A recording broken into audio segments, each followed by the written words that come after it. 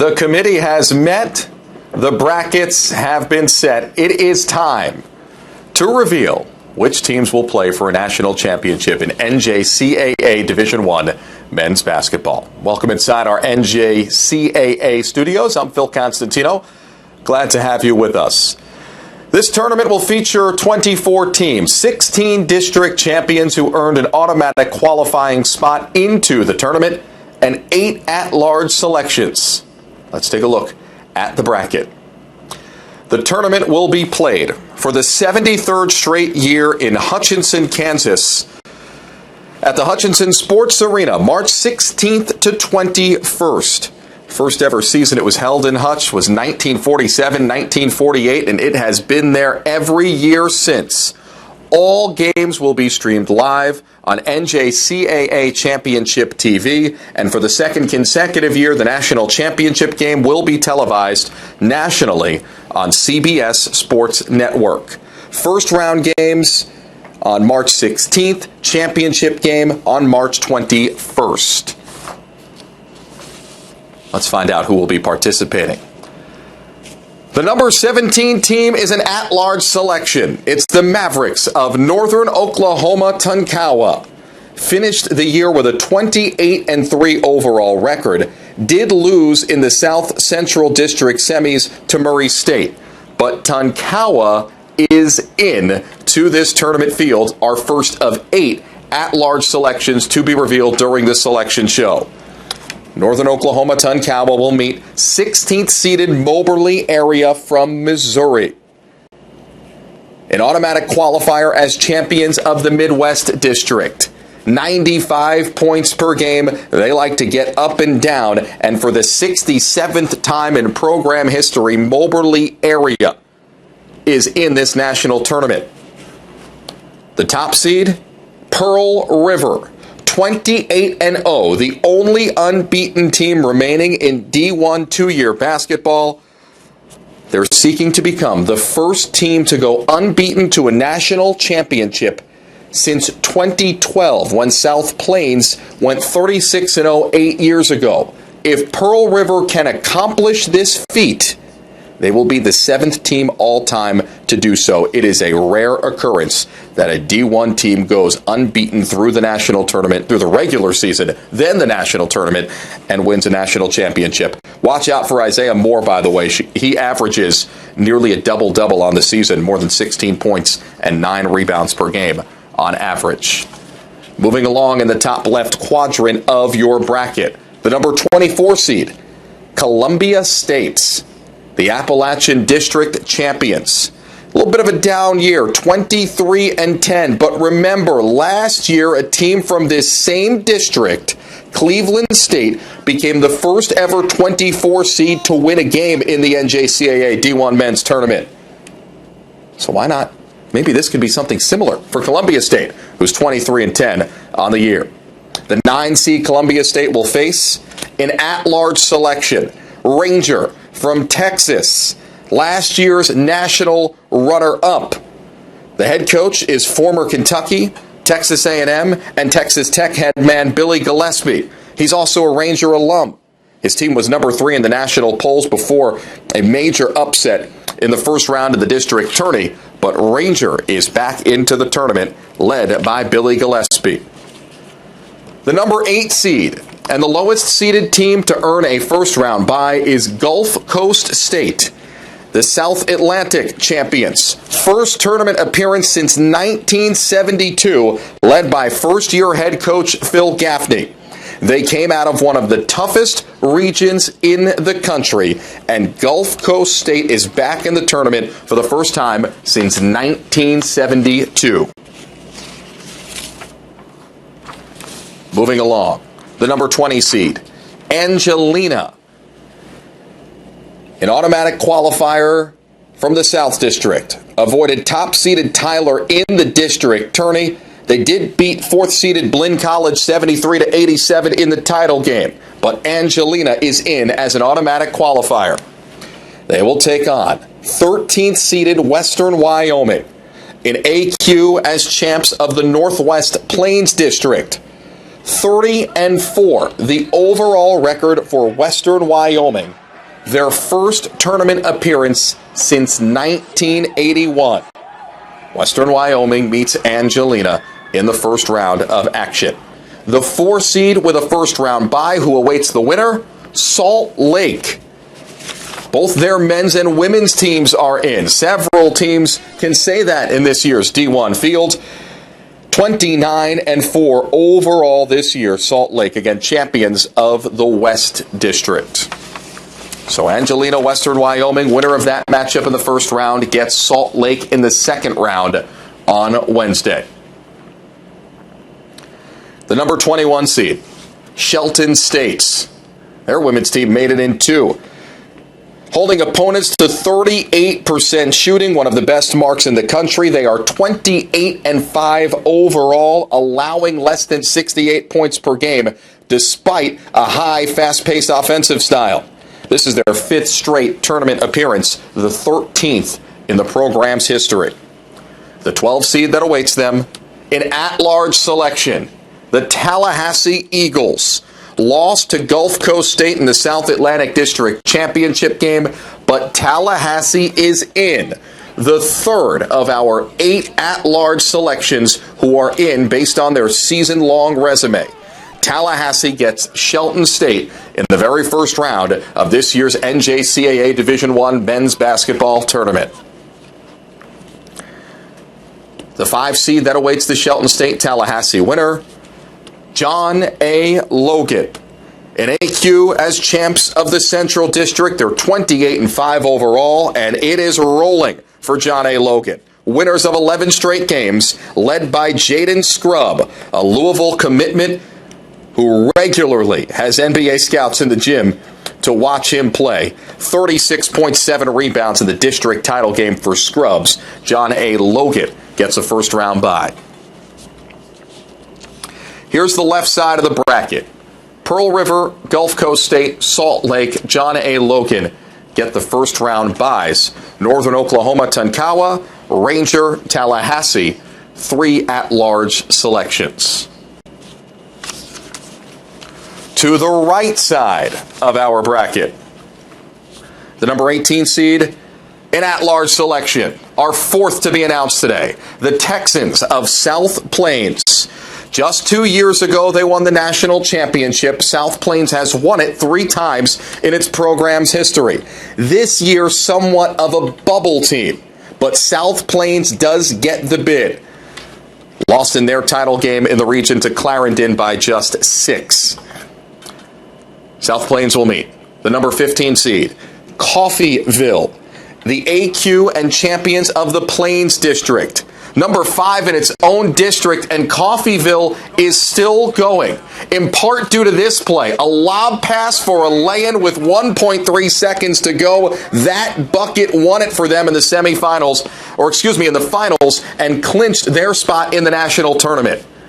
South Plains and Coffeyville in the first round, a matchup of 2 Hall of Fame head coaches. South Plains' Steve Green and Coffeyville's Jay Harkelman. The number 2 seed awaiting them, Indian Hills, the North Central champion, 30-3 this year, a perennial power. Don't forget, Indian Hills back in the 90s set a record with 89 straight wins and 3 straight national titles. Indian Hills awaits the winner of Coffeyville and South Plains. South Plains and at large. The number 23 seed, Central Georgia Tech.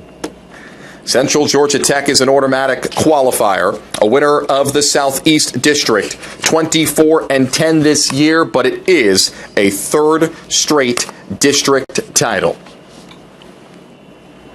Awaiting them, Vincennes in at-large selection.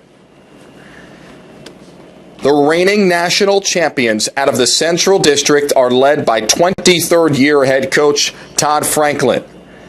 They are in to this field to take on Central Georgia Tech in the first round. Vincennes, an at-large selection, the 5th of our 8 at-large selections to be announced.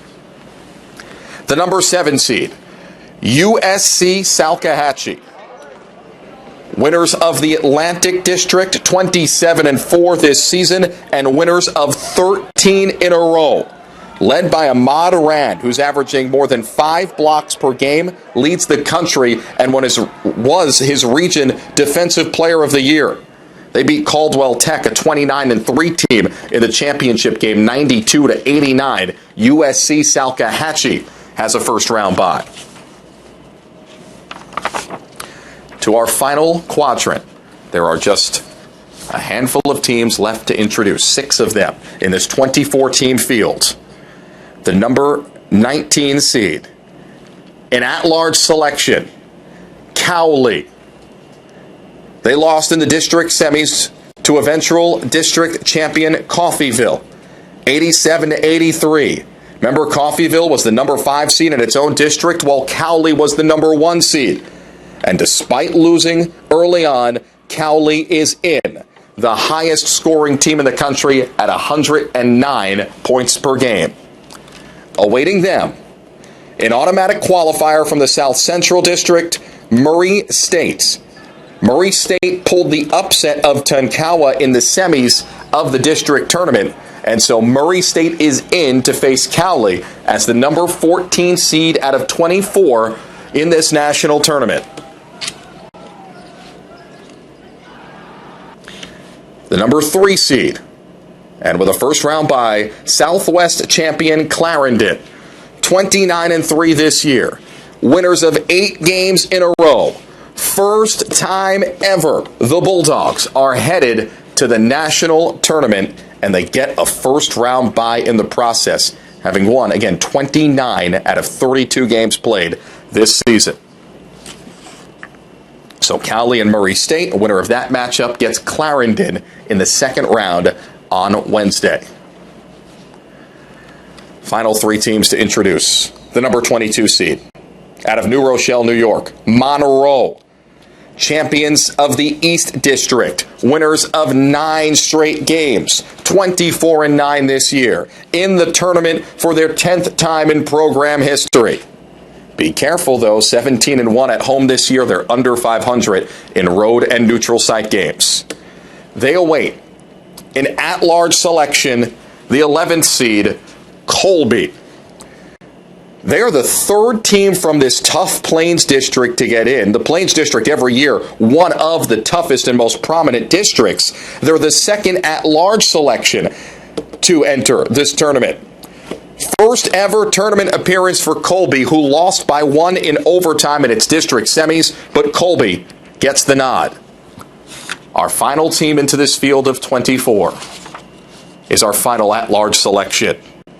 6th seeded Florida Southwestern, 29-2 this season. They were the number 1 overall team in the final poll, but lost in the first round of their district tournament, the South Atlantic District.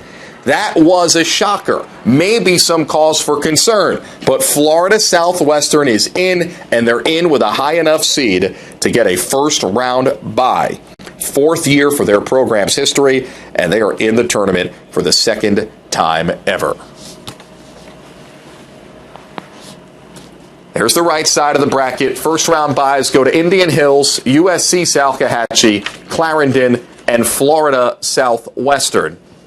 At-large selections there, Cowley, Colby, Florida Southwestern, all in one quadrant, and South Plains, who won this thing 2 years ago. A bubble team gets in as an at-large selection and the number 18 seed. So there is our field of 24, including the 8 at-large teams that were awaiting their fate and are in. Some missed out. So, coming up after this break, we'll hear from head coach Chris Oney. He's the head man of the only unbeaten team remaining in the field, and that is Pearl River, who is 28-0 this season. And then after him, we'll ask a few questions to Dean Myrick. He is the commissioner of the Alabama Community College Conference, but he's also the chair of the D1 Men's Basketball Committee. So he can help answer some of the questions that you may have about how this tournament field came together. That's coming up in a few moments. Stay with us.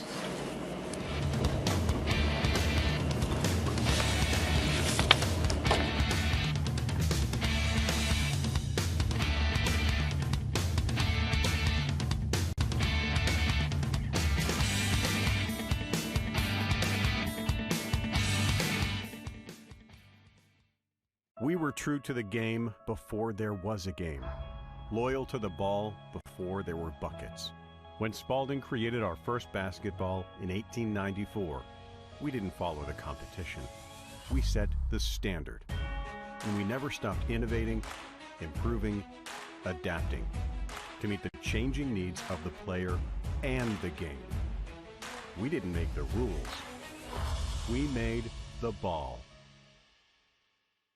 Earning an advanced degree in many industries is the key to advancing your career. Knowing this, Midway University has designed its master's programs around key industries in the region. Midway offers a Master in Education, an MSN for nurses, and an MBA degree with 4 areas of specialization. Midway has prepared me to take that next step in my career. It's given me the skills and the abilities to go from a midline manager to a senior level manager. Learn how Midway can advance your career at midway.edu. It started in the city. It started on a sandlot. It started on a Sunday. The focus. The drive. The dream. You knew how it felt. You knew we needed the tools necessary. You knew we needed funds to travel to tournaments. You provided me with the best equipment. You gave me opportunity. Thanks, Coach. Thank you, Coach. Thanks, Coach.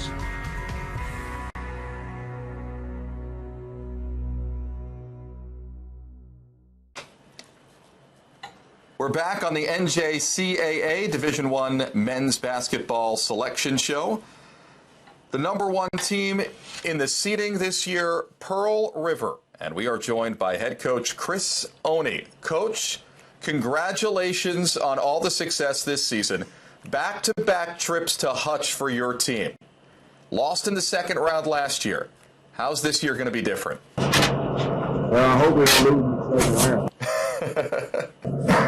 It's exciting, not only for our team and our guys, it's exciting for the entire community, the college as a whole. What's the number 1 thing you feel that you as a head coach and maybe your players learned from last year's experience? Well, I think this year we know the way to Hutch. Last year I don't think we knew the way. So focused on just being the first team to ever make it out of Hutch from Pearl River Community College. So much about what's next, after the day. Whereas this year, we have an idea of what to expect to make it out. You're unbeaten this year. Only 6 times in D1 men's basketball that has happened, that an unbeaten team has gone on to win the national championship. It hasn't happened since South Plains in 2012. Do you feel any pressure being the only unbeaten team remaining? No, I don't. And I know that I'm supposed to say that as a head coach, because I know my guys are hear this interview. But all year long, we've just been worried about the things we can control. And that's the next possession that we're facing. So we come out to it. We're not going to think about our record or what seed we are. We want to think about the opening tip. And if we're on offense, defense, we're going to try to make the best out of that possession that we have and move on. Yeah. Region 23, it doesn't get the same national recognition that other regions around the country do. Some could say that it's maybe slightly disrespected. How good is Region 23 in your eyes?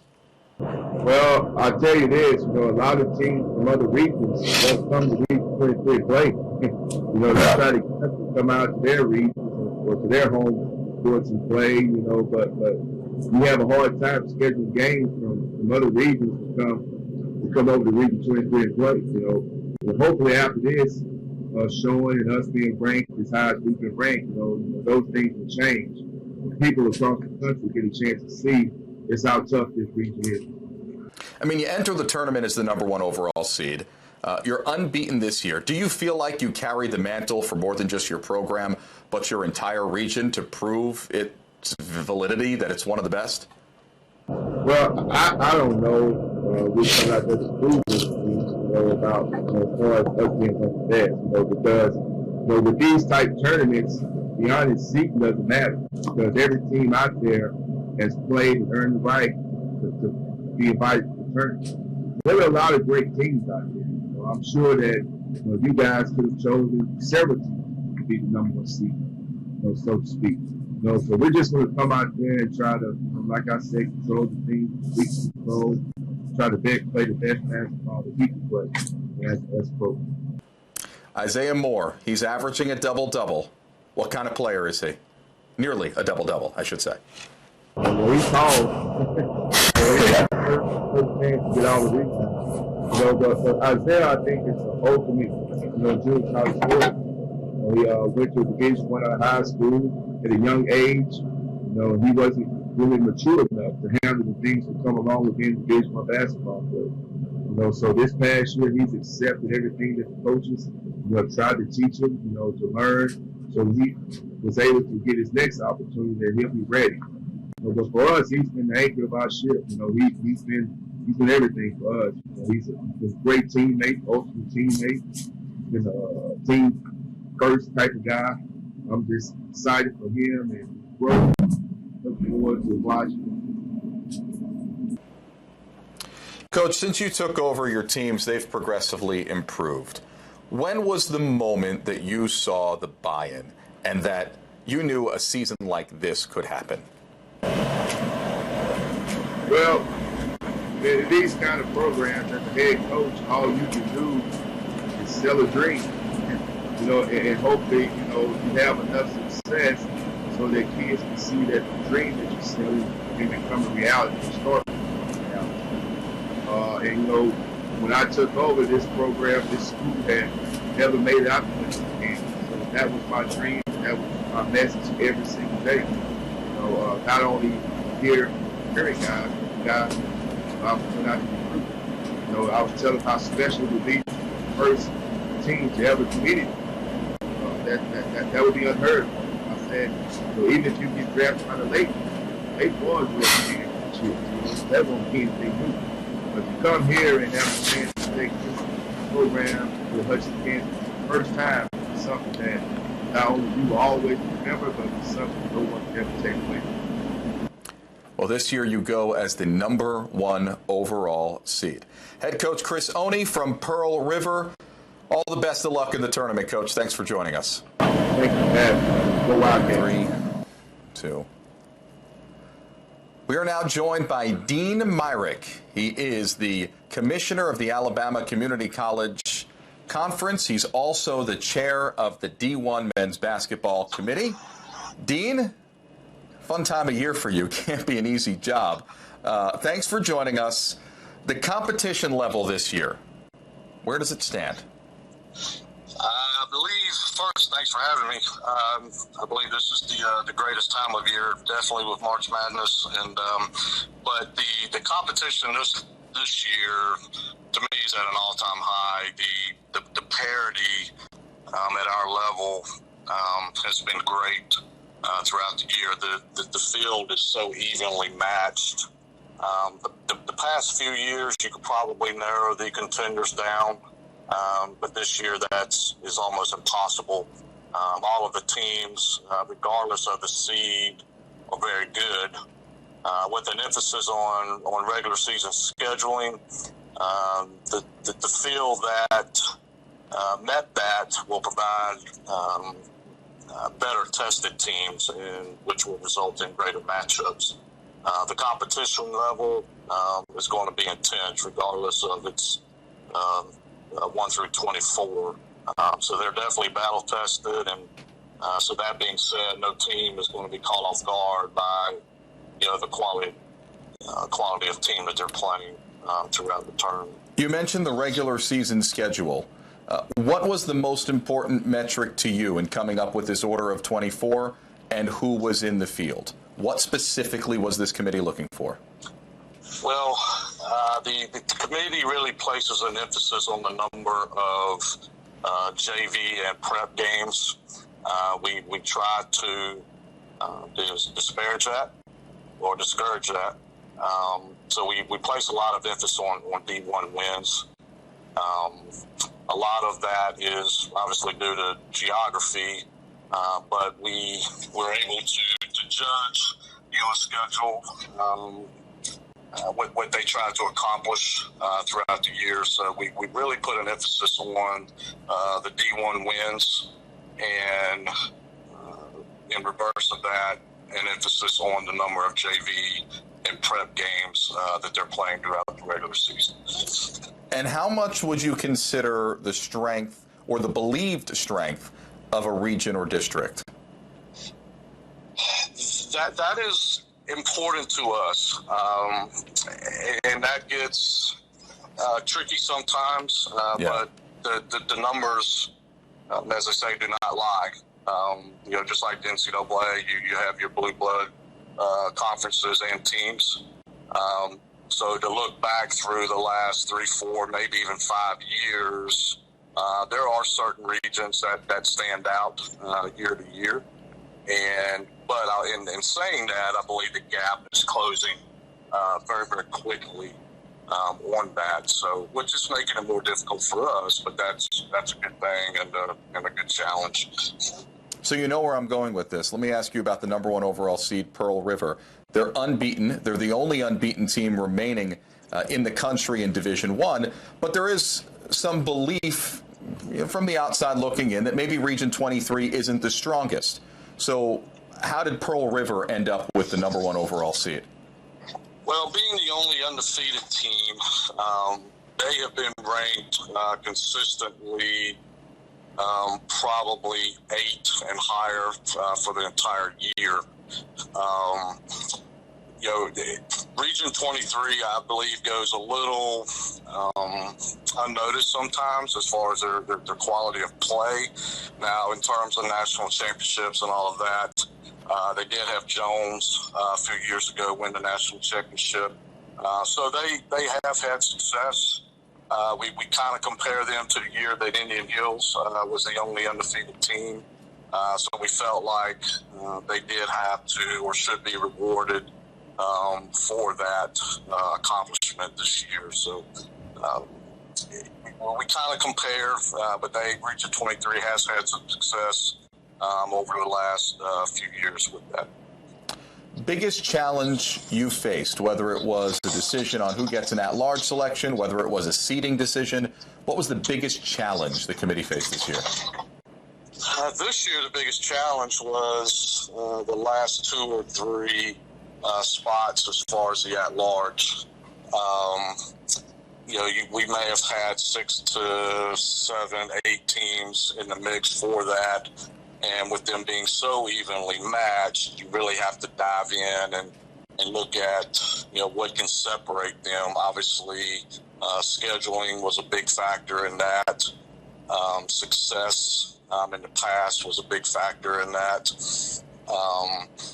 So that being said, those last 2, 3 spots as far as the at-large was difficult. Probably this year more so than other years, the seeding was very difficult, especially middle tier down, because they're so evenly matched. You could almost just draw them out of a hat, but we didn't do that. So, but you could, as far as them being so close together. So, seeding this year was more difficult than years past. And again, you just have to find those degrees of separation to do that. And, we do avoid regular season, matchups in at least the first round. So you do have to work your way around that, because obviously we don't want someone who has played someone in the regular season to play them again in the first round. So you have to look at all of that as well. So you deliberately, at some point you probably go through the seeds 1 through 24, but then deliberately also look at what the first round matchup would be. Is that correct? We do, not to try to influence wins and losses. Okay.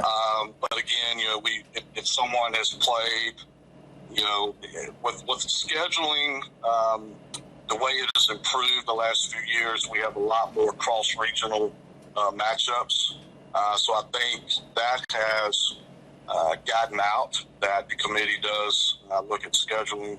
So there's a lot more tournaments and classics which results in a lot of teams playing each other, whether it's going south or south to north or cross country, whatever. So, we try to avoid at least the first round matchups that someone has played somebody. So we wouldn't want someone playing in the first round that faced off in a Christmas Classic, the same as they would want Kentucky playing Auburn in a first round game, which makes sense. Not as hard with 60 some teams, but with 24, it's very easy to get that. So the bracket is not manipulated to influence wins or losses. Obviously, we can't dictate that and do not want to, but we do try to avoid those the first round matchups. All right. Dean Myrick, he's the chair of the D1 Men's Basketball Committee. Dean, thanks so much for joining us. Thank you very much. It's going to be a great week. These are the 8 teams to earn the at-large selections into the NJCAA Division I Men's Basketball Tournament. Colby, Cowley, Florida Southwestern, Northern Oklahoma Tonkawa, Ranger, South Plains, Tallahassee, and Vincennes. And here is the bracket in its entirety. Pearl River, the only unbeaten team remaining in D1 two-year basketball, is the number 1 overall seed. Indian Hills, the 2 seed. Clarendon, the 3 seed. Salt Lake, the 4. John A. Logan, the 5. 6 seed Florida Southwestern. 7 seed USC Salkehatchie. And the 8th seed, the final team to earn a first-round bye, is Gulf Coast State. You'll have to win 5 games in less than a week if you want to win a national championship coming out of one of those first-round matchups for teams seeded 9 through 24. But the 16 district champions know their competition, and the 8 at-large teams know that they are in. That does it for us on the D1 Men's Basketball Selection Show. These games, a reminder, will be played March 16th through 21st in Hutchinson, Kansas. Remember, all games will be streamed live on NJCAA Championship TV. That's NJCAAChampsTV.com. And for more information on the entire tournament, NJCAA.org. Congratulations to all 24 teams that are in.